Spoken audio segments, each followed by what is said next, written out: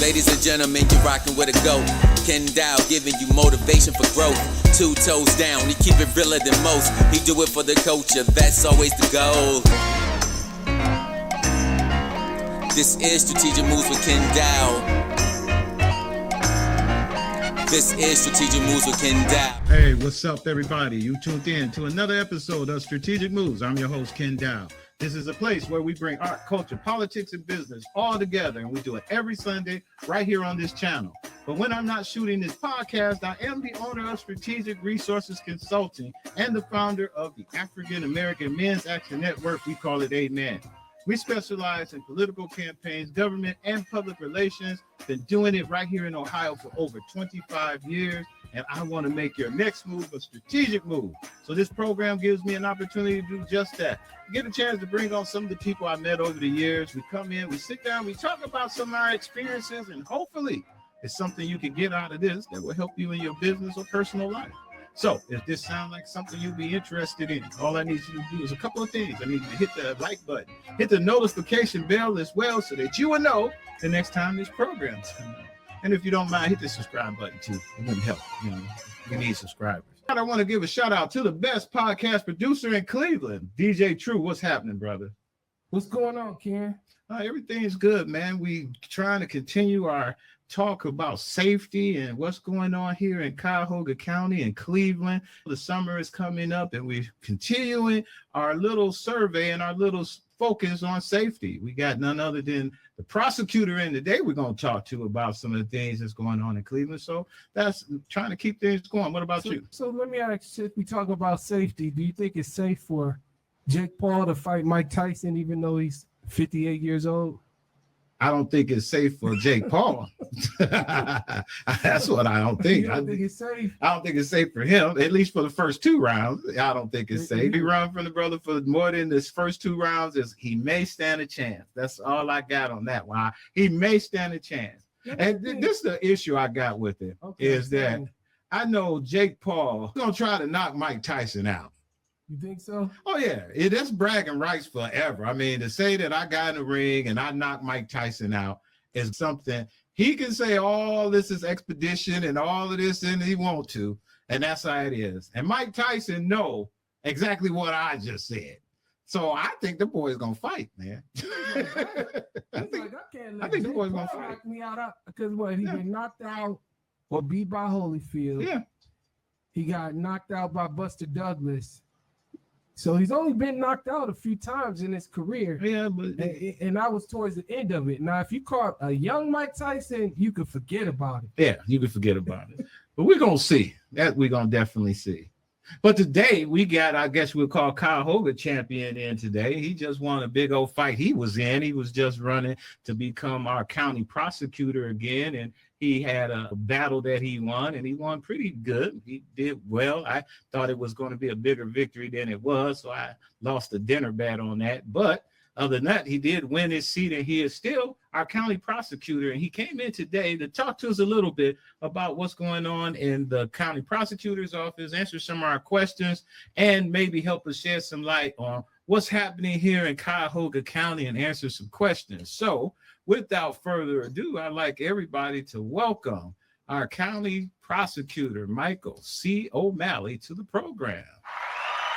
Excellent, man. I want to thank you for coming on our program. We told you we're doing our thing on safety. We're going to be talking with several different people in law enforcement and talking about some of the crimes and things that are affecting our community as it relates to cybercrime. We call it sex trafficking. And we have a lot of missing children and missing people as well that's going on in our community. And the big thing that you carry in the mantle with is this juvenile crime and what's going on here that's affecting us locally. So I want to talk a little bit about that. But before we go there, and the way we do our program, we always get a little bit in everybody's business. Like my program goes out to millions and millions of people all around the world.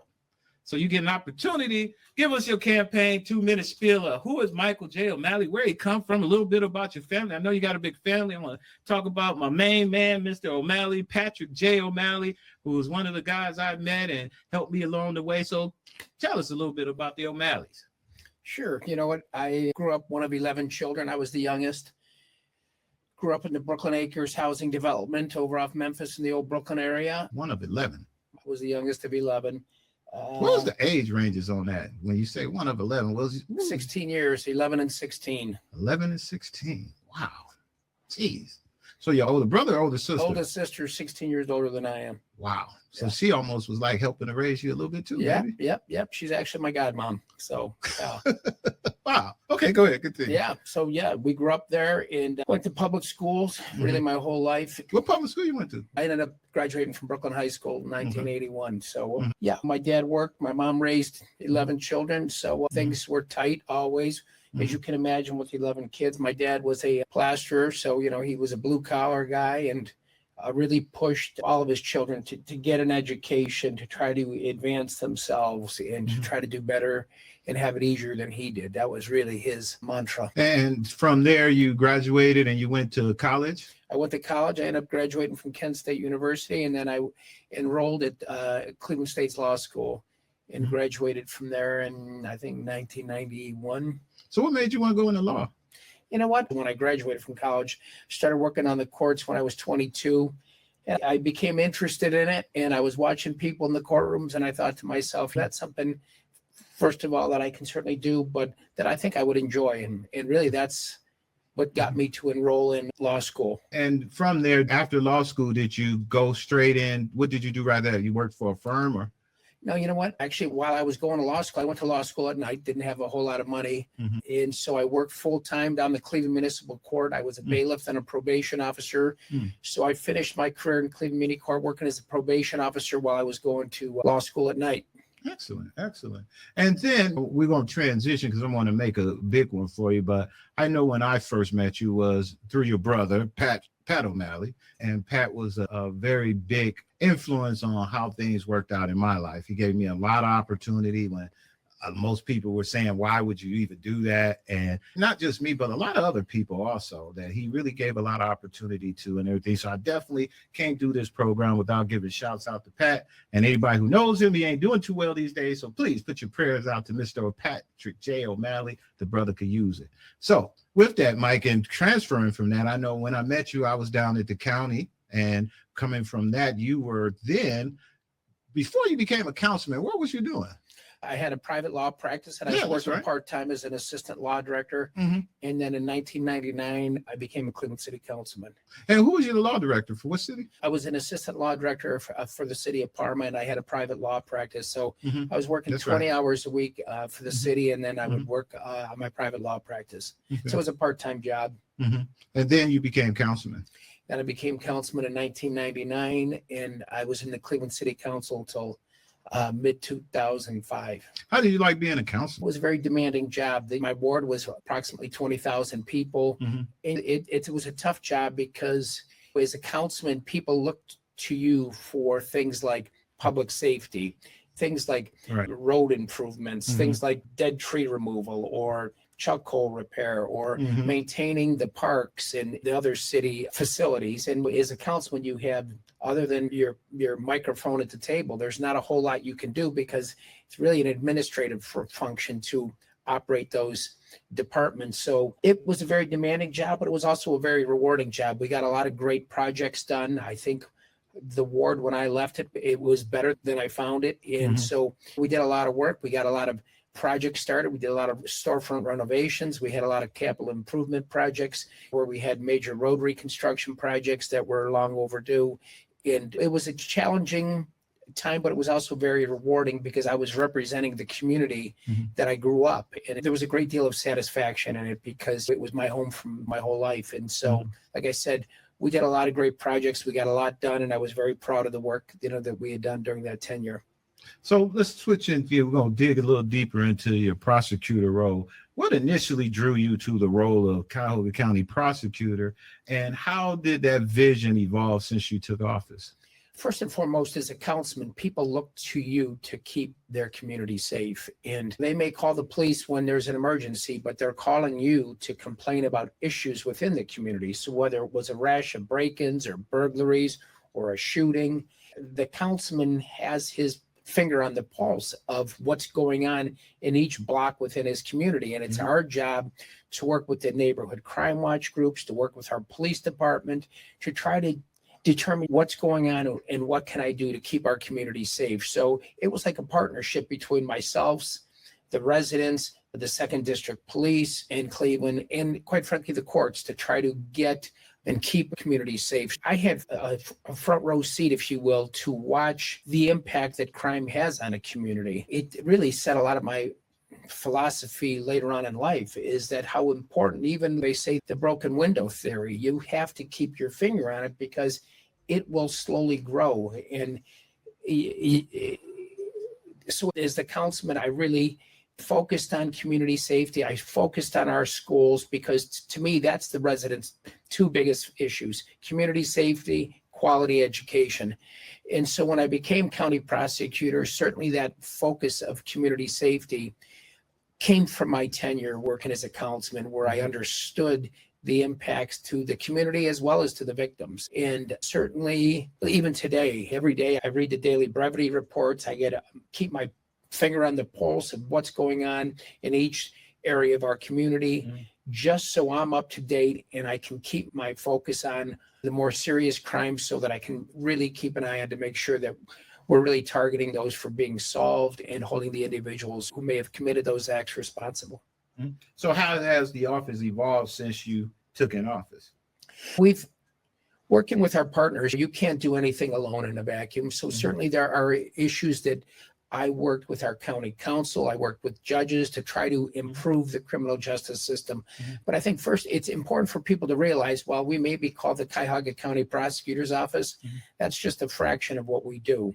And only half my staff. We have a staff of 400 employees, 237 attorneys, support staff, investigators, but we also do civil litigation. We do tax foreclosures. We do child support litigation. We do abuse and neglect cases for the Department of Children and Family Services.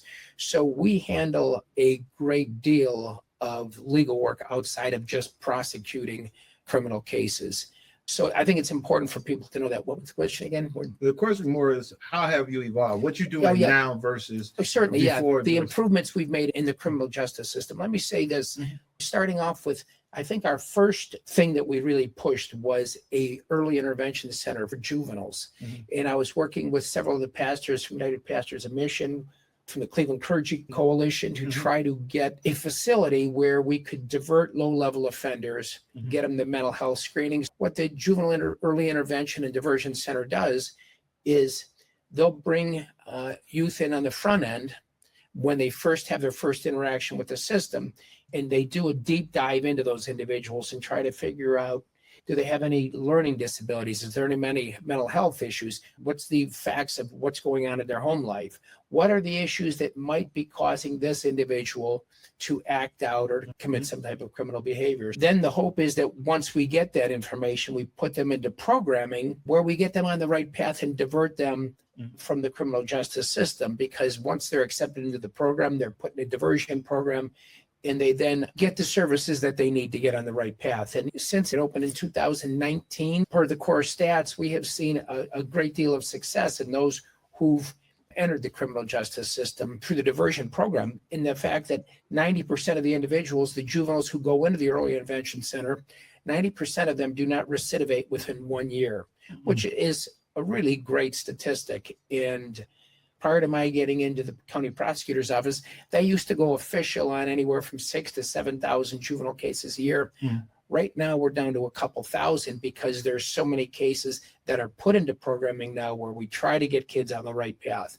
I think it's working. We got to try to target on the more serious crimes and really put our resources towards the significant crimes that are being committed by juveniles. But that's one example, the Juvenile Diversion and Early Intervention Center. The next thing we've done in the criminal justice system in Cuyahoga County is that we opened an adult diversion center over on East 55th. Okay, so there's two then. I didn't know that. So the juvenile, where is that one at?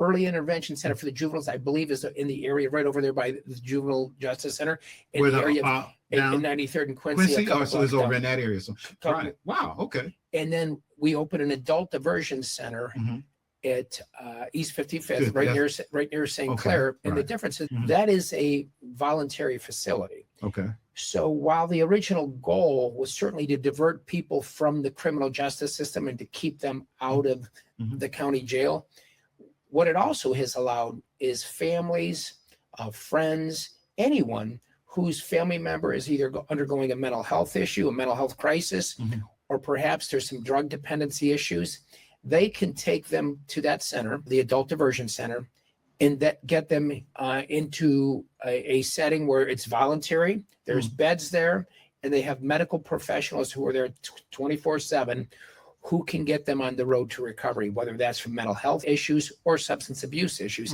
and to keep them out of the criminal justice system. So that was opened, I believe, roughly about 2020, 2021. And so we're starting to see the fruits of that as the numbers increase.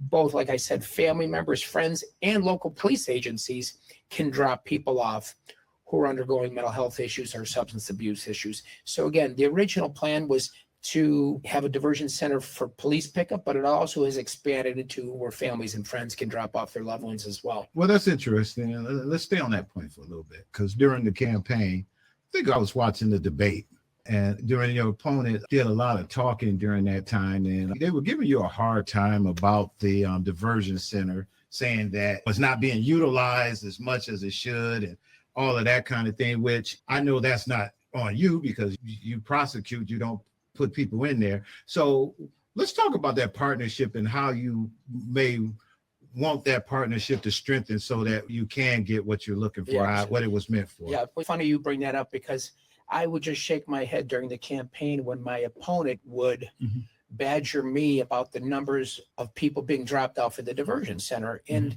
I led the charge to get it developed and getting the funding appropriated so that we could have this center to keep people out of the criminal justice system.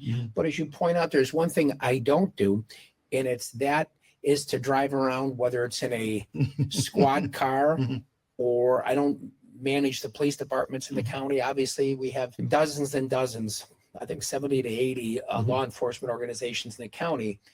And I can do a lot of things, but I can't drop people off at the diversion center. But it's also true, I think, the point is we have it there. The numbers are growing. There's more police dropping off. Who should though? Let me put it this way.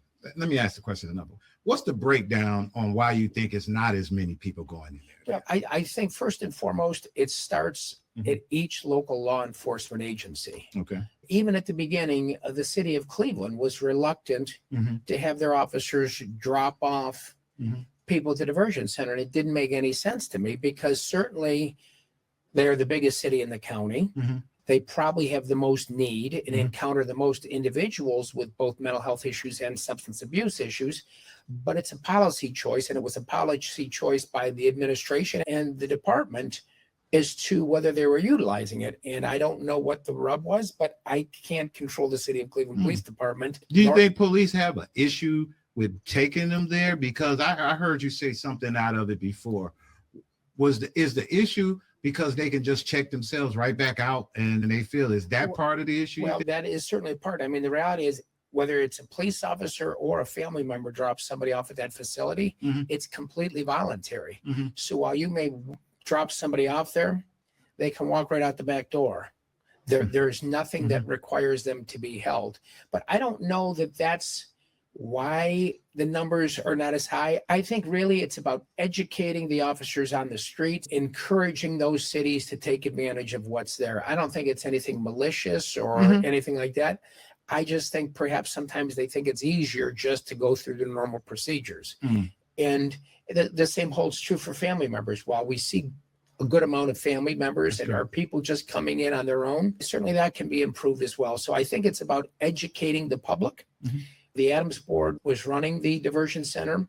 I think it's about them educating the public, but it's also about the policies being set within each local law enforcement agency across the board. And as I indicated, we have a couple of villages. We've got Sheriff's Department, we got RTA, we got Metro Parks Police, we got Cleveland Clinic Police, we have University Circle Police, we got State Highway Patrol. There are literally, I think, almost 80 law enforcement agencies within the county. And I think all of them need to get the word out to their guys on the street if we hope to increase the numbers.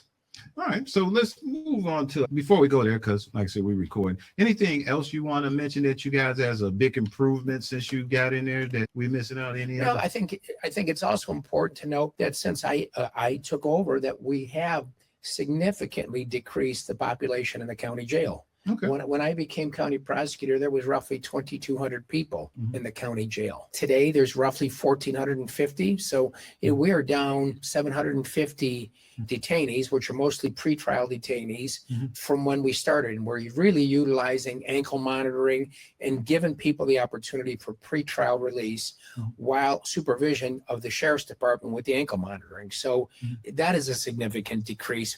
And it gives both people the opportunity who have not been convicted of a crime to maintain their employment, to remain in the community. It also alleviates the burden on taxpayers of housing another 150 people. So that is a huge step that has been taken since I became the prosecutor. So I want to debunk an urban myth, Mr. Prosecutor. People believe that, and I believe there's two sides to this myth.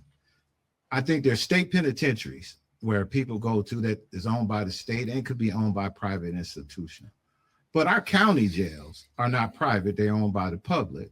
So it don't behoove us to lock people up in jail because it costs us money when people are in jail, unlike what they want to say with state prisons and other places where they say, oh, they're building up prison population because they get, but in this particular case, really in the county, when you lock somebody up down, it costs the taxpayers money. So it don't behoove us to have a jail full of people. Am I correct? Every individual in that facility costs us money. And I think every individual in there is a person who is at risk. The reality is the county represents, for instance, the jail in a number of lawsuits and things like that. And it is an advantage to us to have people on ankle monitoring and out of the facility, just because it's easier on the guards, it costs less on the taxpayers, and it gives people the ability to exercise their right, which is that they're presumed innocent, right? And so, again, we have, through working with the sheriff's department, is doing a great job. I think we have approximately 600 people on ankle monitoring, and they monitor those individuals every day, and they're doing a great job.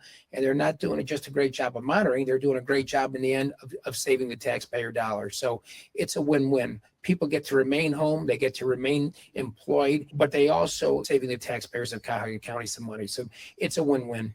So I should have asked you this in the beginning. What is the job of the prosecutor? What is your main function of your office? Like I indicated a few minutes ago, of issues we handle. It's obvious that we prosecute both and adult criminal cases, but we do all the civil litigation for the county. So every time somebody sues the county, we handle that issue. We do child support enforcement. We do child support establishment. We represent all the individuals. We represent the Department of Children and Family Services regarding kids who are suffering from abuse and neglect. We have approximately 2,200 kids who we have pending matters with. And so we do tax foreclosures. We do a lot of different items that most county residents probably are not aware that we do. The biggest thing, you represent the victims.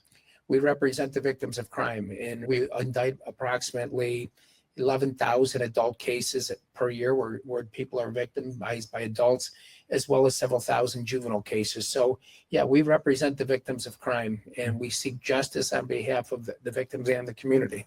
So I wanted you to ask that question because I want to lead over to this next question about the action. And that is, I want you to explain to us the bind over process for juveniles in Cuyahoga County. Well, it's not just juvenile in Cuyahoga County. It's the state law. Okay. And basically the bind over process is the prosecutors file a motion, which then requires the court to do a dive. And there's two types of bind overs. There's discretionaries and there's mandatories. In any juvenile, whether it's 14 or 15, their bindovers are always discretionary. I don't remember the exact number last year, but it was roughly, I think, about 17 or 18 discretionary bindovers last year. Might have been less. And so anybody who's 14, 15, or 16 and 17, whose offense is not very significant, would be discretionary. But to be clear, if you're 14 and 15 and you kill somebody, and we've had numerous of those, that would still be discretionary just because of their age. If you're 16 and 17 and you are an individual who used a gun in the commission of a crime like a homicide or an ag robbery, that would be a mandatory if you're the gunman. So what's your process of determining discretionary or not? It's none because it's based off of the crime itself, right? Well, Or does you have prosecutor has? What the discretionary does, ultimately, discretionary bindovers are determined by a judge. Okay. What we do is file a motion Okay. that says to the judge, take a look at this individual and determine whether he can be rehabilitated or he's amenable to rehabilitation in the juvenile system. The juvenile court judge will then order a report done on this individual where, they do a deep dive. They look at the crime before them. They look at their previous interactions with the criminal justice system. They look at, again, his mental health issues, his educational issues, his family issues. So they do a deep dive into these juveniles. And ultimately, the discretionary bindovers are determined by a judge. They're not determined by the prosecutor's office.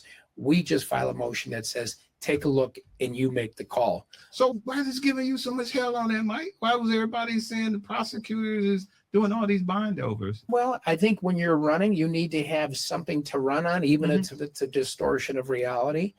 And anybody who's involved in the criminal justice system knows who determines whether a discretionary bindover goes to adult court. And that's the juvenile court judge. But when you got nothing to run on and you've got no accomplishments, when you got no accomplishments on your own. But there's a group of people out here too. You got these progressives and some of these other folks who truly, because hey, I don't want to call no organization out, but you know the organization even was giving you a hard time about that. What was it? The Greater Cleveland Congregation Group.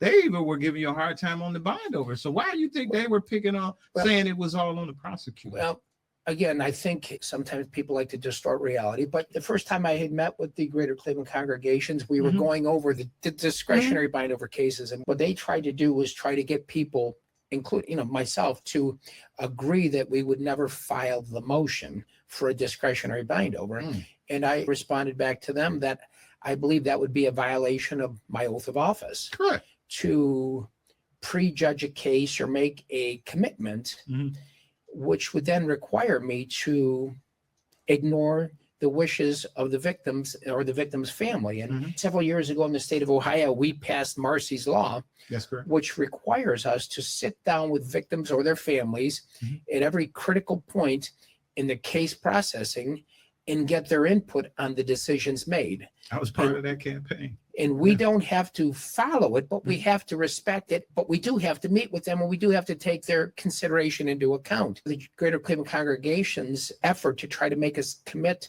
to never filing that motion, which simply does the deep dive and gives the judge the information they need to make a decision, it was unacceptable to me, and I refused to agree to it.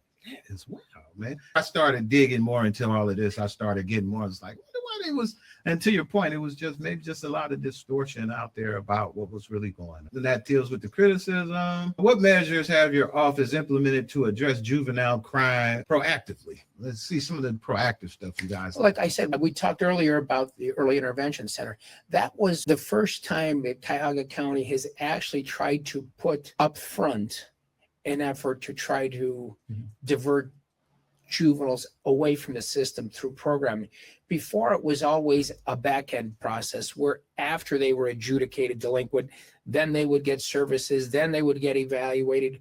It was a significant accomplishment to put everything on the front end now. So we're looking at kids in advance of the case processing, trying to divert them and getting them into the programming that hopefully takes them away from criminal behavior and removes them from the criminal justice system. I think it's important to realize people think, oh, there's so many more kids being put away today. Well, the reality is that's just the opposite. You look 15 years ago in Cuyahoga County, we used to put 250, 300 kids in the Ohio Department of Youth Services. They used to go away and be sentenced to the state juvenile system for a period of incarceration.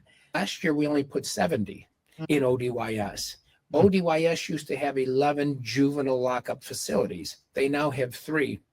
So you have seen a significant shift in juvenile rehabilitation in the state of Ohio, where we are trying to get kids into programming and trying to rehabilitate them and get them away from the criminal justice system through programming, through things that can help them change their life. So the amount of kids being housed today in a penal facility is far less than it was even 20 years ago. Wow. And I think most people would agree that the level of violence amongst juveniles has certainly increased over the last 20 years, including last year where we had 41 juveniles who were charged with ag murder or murder. That's my next question. I was going to ask you, could you discuss with us a specific case where discretionary bindovers was chosen to explain the rationale behind your decision? Well, let me give you an example. There was a case, I believe last year out of Maple, where an individual in a marijuana deal was sitting in the back seat and he was 15. And he executed the people sitting in the front seat of the car with gunshots to the back of the head, both of them. And he was 15. That's a discretionary bindover. That was a discretionary bindover where a judge looked at the facts, looked at their history, looked at everything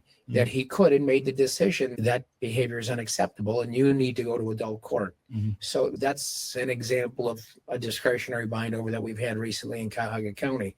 Generally, if you're being bound over on a discretionary bindover, it's generally an ag murder, an attempted murder, or you're one of the individuals who were doing multiple ag robberies. And again, it was like roughly 15 or 18 last year that we had, but every one of those individuals had committed acts that were extremely violent and extremely significant.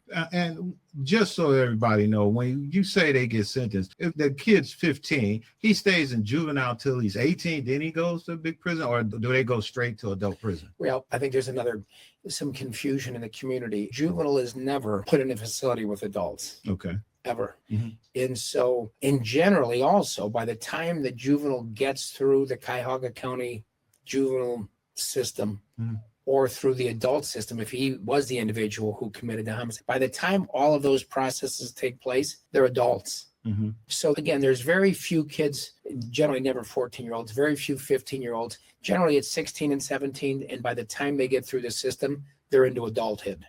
In no time is ever a juvenile locked up with an adult. Okay. Yeah, I know that's one that when people hear that, that's one of the things that kind of scares people and I think that's part of the issue why they give you a hard time about the juvenile. Well, I think the juvenile, even when we met with the GCC, they didn't know that juveniles were not locked up with adults. Really? Wow. Correct. Wow. See, that's why I'm here. I'm debunking these urban myths out here so people would know. Let's see here. Let me get another good question for you. How does your office balance the community demands for safety with rehabilitation potential of juvenile offenders? Now the community, the activists, just like what I just said, Mike, they all on you with bad information that's making good stuff you do look like it's even bad. I would say the fact that we have, during my tenure, have cut the amount of cases going official demonstrates our commitment to rehabilitation. The fact that we are now diverting several thousand juvenile cases a year shows our commitment to rehabilitation, but also accepting the fact that one of the responsibilities of my position is to keep the community safe. At some point, the pendulum swings from rehabilitation to public safety. And so I think our numbers demonstrate our focus on rehabilitation, and much of that through the work we did in establishing the Early Intervention Center. Okay. What has your approach to juvenile crime has been influenced by the community? Has any of that influenced you? I know you took a hard stand with on that stance on what they wanted you to do. So how does the community work with you on that? And you got community partners you're working with, right? How does the community do you think the community influence any of your decisions on how you guys prosecute? No, you know what does? We have to take into consideration the views of the families. And again, I know we're spending a lot of time on juveniles, but it's just such a small fraction of what we do.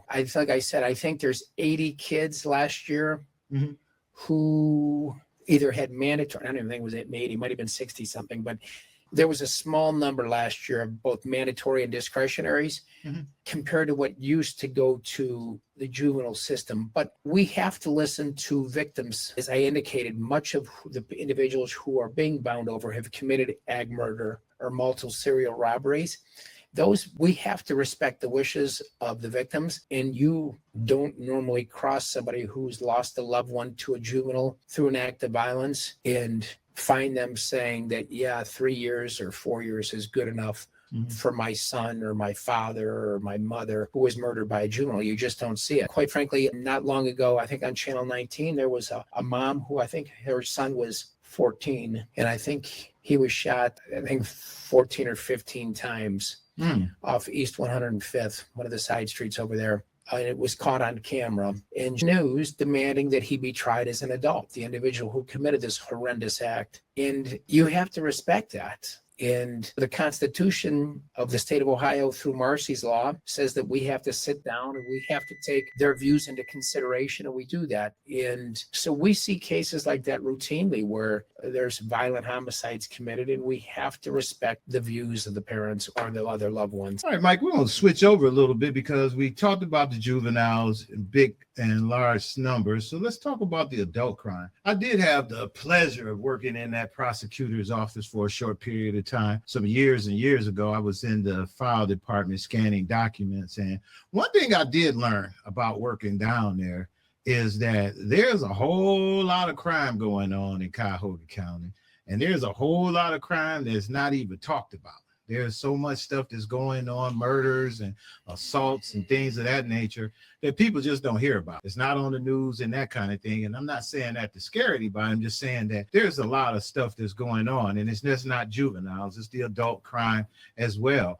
Right now, another disturbing fact that you brought across to me, to the public also, was the ratio of crime that was happening in our communities and where it was coming from. You want to give us a breakdown of some of that again? I think we talked about the amount of homicides that were being committed. And I think since I came into office, it's roughly 1,450 people have been murdered. And sadly, over 1,200 of those have been African Americans, over 84%. And those are horrendous numbers. Is it a certain point of town, or is Cleveland East Side, or it's all over? All over? It's all over. We have homicides all over. Certainly a majority of them come from the city of Cleveland, but we have homicides all over. But it's tragic to me when anyone loses their life. But we see it time and time again of these senseless homicides, many of which are caught on video, of just people going about their daily lives. And it truly could be anyone. And it's tough. And it's really tragic, again, that we see such a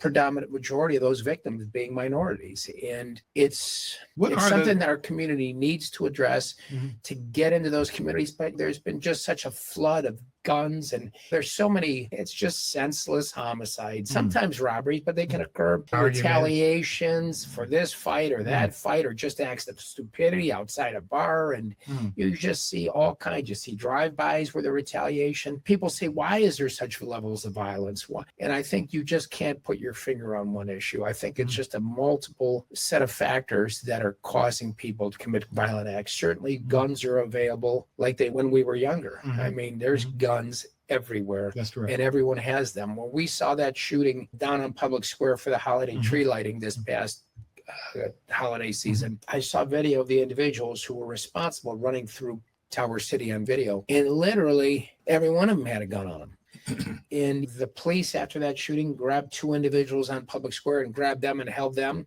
and found each one of them had a gun. Wow. And they weren't even the people who did the shooting. Wow. And I think the social media influence, you see people, there are individuals on social media who glamorize the violent lifestyle, who glamorize violent behavior. And it's just, there's so many factors: guns, social media, breakdowns of the families. It's just a whole wide variety. It's just such a wide variety of factors that causes, and it's like each case is unique. No case has the same set of facts or factors. So we have to handle each case in a unique way to try to look at whether it's rehabilitation or does the pendulum switch to public safety. Is there anything you believe that the prosecutor's office could do, and any more that your office can do, to work with community folks to help try to change any of that? Or do you believe is that, and I don't want to say it's not on you, but I would say we always have to continue to work and improve and meet with people and get into neighborhoods and get in with the community groups, because I think it is important that we all try to do our part. And certainly the prosecutor's office, but the social service agencies, schools, the Cleveland Police, the community service providers that are out there in each community, I think everyone has a role. The families, the families have a role in keeping guns out of the hands of. So again, I think it's just a whole network of things that has to happen that we need to all continue to improve on to try to stem this flow of violence that we're seeing. it was a case that just happened recently where that family members got convicted of the gun shooting. Remember this guy, the young man who shot up school, and they ended up prosecuting his parents as well. Oh, yeah, that was in Michigan. In Michigan, Detroit, yeah. What do you think about that new way of doing things? You think that's a step in the right direction? I think that was an unusual set of factors Mhm. that you don't often see, where a parent's responsibility was so completely disregarded. Well, isn't that kind of what we got going with these kids running around I don't with think these we guns? have the situations, and if we did, we would prosecute them, where we have parents actually going out and buying the guns for their Oh, kids. so they actually bought their gun for their kid? They bought it 3 or 4 days before he did that school shooting. Really? They bought it for him. They kept it in a place that was accessible, and they knew he was having mental health issues. Oh, okay. I got you. So that's just way over the top. They went way over Okay. the top. Okay. And I quite got you. frankly, got you. I was happy to see that the prosecutor up them held them responsible, because their son killed, I believe it was 4 students, and I think he wounded 7 others. And they bought him the gun. They were the ones who had the ability to prevent the whole tragedy, and they didn't prevent it. They, quite frankly, set the instruments of destruction in his hand and allowed it to occur. So I thought it was fitting that they got the sentence that they did. What would you like to tell the public out there as it relates to the prosecutor's office, how they can work better with you guys? I think we do have great cooperation. So much of solving crime, getting convictions, involves people coming forward and helping. So there's a number or something they can reach if there was a crime and information? Oftentimes, by the time it gets to us, the police departments have done their investigations. They've reached out, and generally what we'll have is people have already reached out to their police department to become involved, and they've been interviewed, and we know what their positions are. We know what their statements are. Really, by the time it gets to us, all of those things have been done.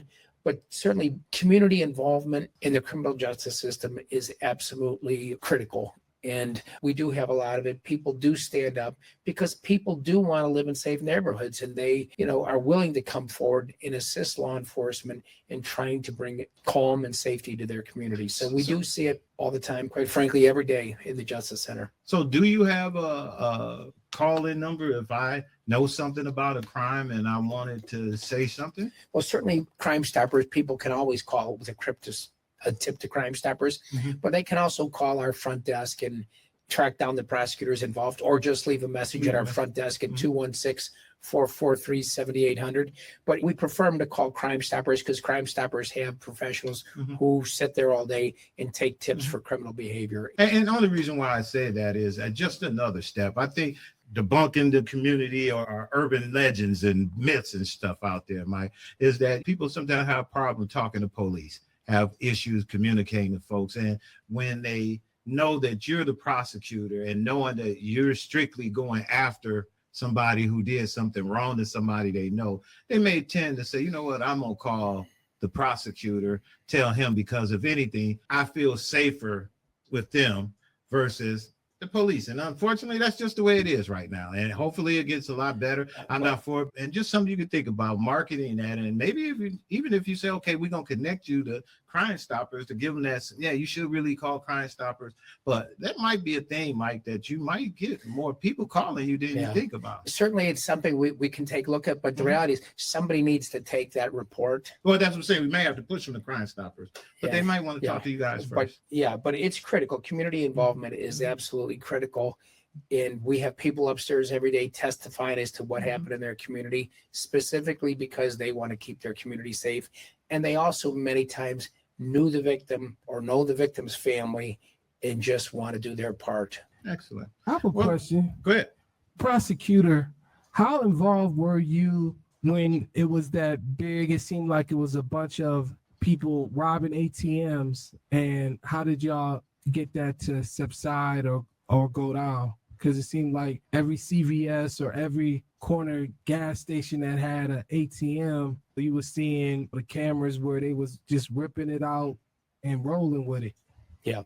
What we see in the office is that you'll have groups of individuals, whether it's 5 or 10 or 8 or 7, who will start doing their little niche crimes. And we did have a group that was doing that, and which was the ATM robberies, and where they would break into the ATMs or steal the ATMs.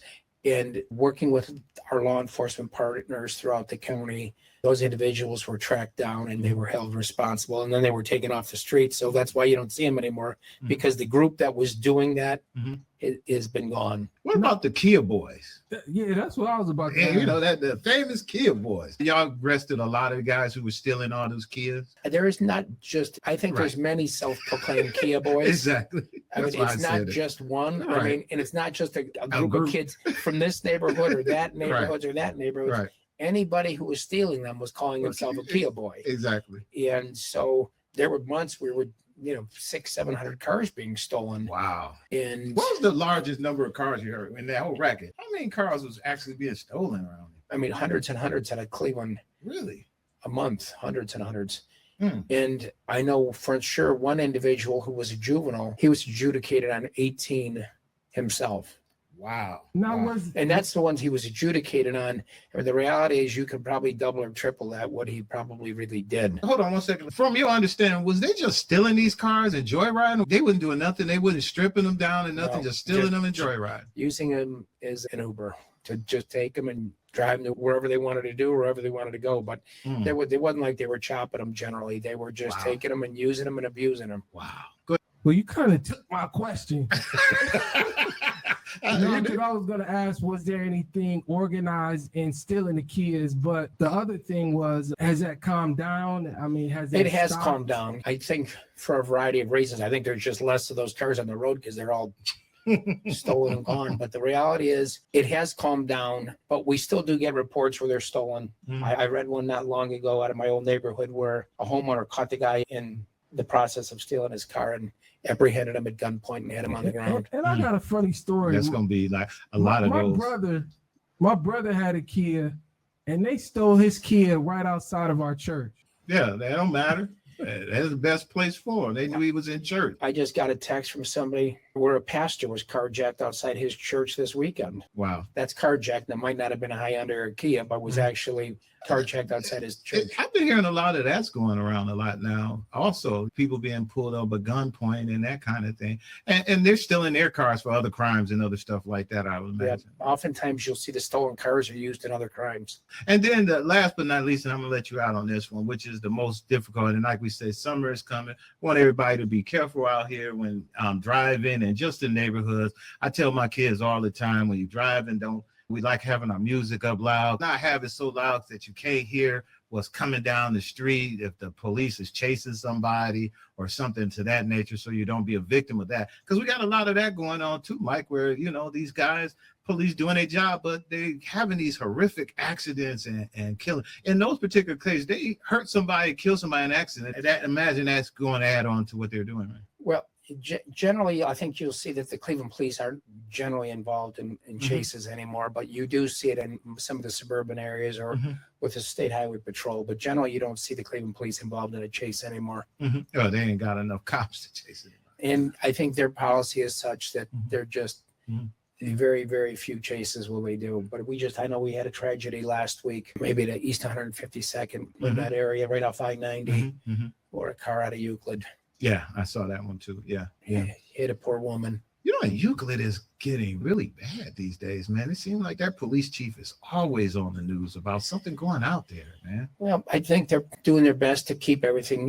Euclid's a great community. I got a lot of friends in Euclid, but every city will have, sometimes it'll spike up here or there, and Euclid's doing a great job of trying to keep their city safe. And I respect the work of both the officials in that community as well as the law enforcement officers in Euclid who are doing a great job in keeping that community safe. Yeah, I've been seeing him more than I normally would see a suburban police chief. He's like constantly on the news.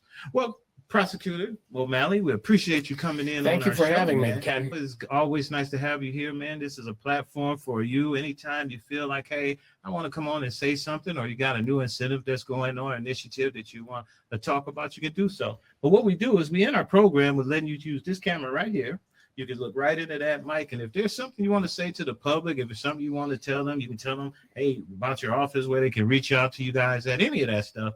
I'm gonna leave you with that camera. We'll close Yeah, with you that. know what? It's due to the fact that I just won my primary election. I certainly want to thank all the Democratic voters who cast their ballot for me on March 19th. It was a great win. It demonstrated that, much like in the Cuyahoga County Democratic Party's constitution, they talk about valuing public safety. And I think those people who cast their ballots for me on March 19th are people who value public safety and the good work that we do and my staff do every day. So I just want to certainly thank all those people who supported me. And if you didn't support me, just know that I'm continuing to work hard to keep everyone safe. Give me one, Mike, a good piece of talking about you as the prosecutor and your goal to fight for the victims' rights, something like that. Sure. Certainly our focus is always representing victims. And my staff sits down with victims on a daily basis, and we make sure that their voices are heard, because in many cases, their voices have been extinguished. We do a great job representing victims and their families while working to rehabilitate offenders and keeping our community safe. So